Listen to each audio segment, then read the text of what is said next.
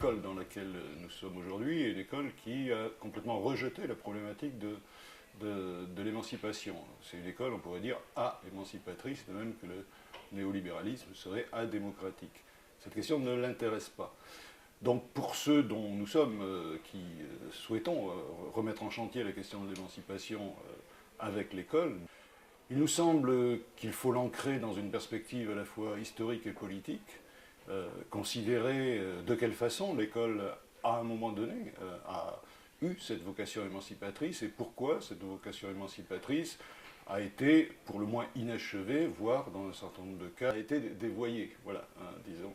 Et si bien que l'on se trouve dans une école qui incontestablement aujourd'hui n'a plus cette perspective émancipatrice, mais une école, on dirait, je dirais, d'adaptation au monde tel qu'il va, c'est-à-dire un monde marchand, un monde qui a, et avec une vocation de l'école qui est de formater en quelque sorte les individus à cette fonction.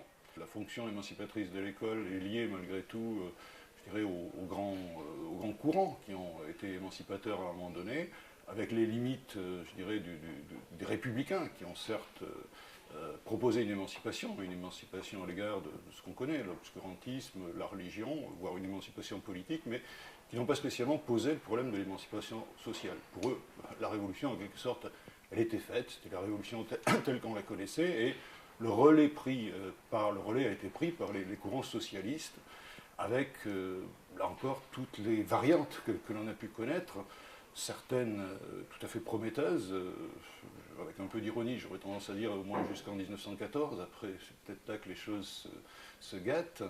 Et ensuite, je pense que l'on a assisté à un certain épuisement de la perspective émancipatrice.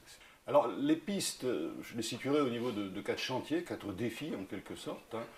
Le premier défi, c'est celui, je dirais, de produire de l'égalité. Je le pose dans ces termes, dans la mesure où les problématiques de réduction des inégalités ne sont pas, à mon avis, entièrement satisfaisantes, hein, c'est le premier point.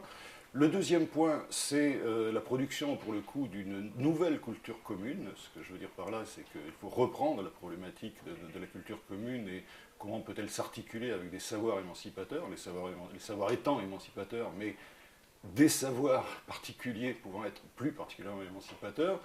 Le troisième chantier, c'est celui de la pédagogie, la façon d'apprendre. Il y a des façons d'apprendre aujourd'hui, c'est ce que j'appellerais une pédagogie de la compétition, une pédagogie du coach individualiste, et il nous semble qu'il faut passer, pour avoir cette visée émancipatrice, à une perspective de la coopération, une perspective de la coopération sociale en particulier.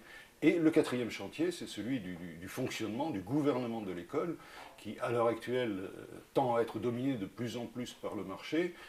Si je relis ça à une perspective historique, cela veut dire qu'il ne faut pas simplement revenir à l'école d'avant, qui était une école, je dirais, assez bureaucratique, assez administrée, mais ni école de marché, ni école, en quelque sorte, bureaucratique. Une école que j'ai tendance à définir comme école émancipée, et qui serait une école dans laquelle les aspirations autogestionnaires seraient bien davantage prises en compte.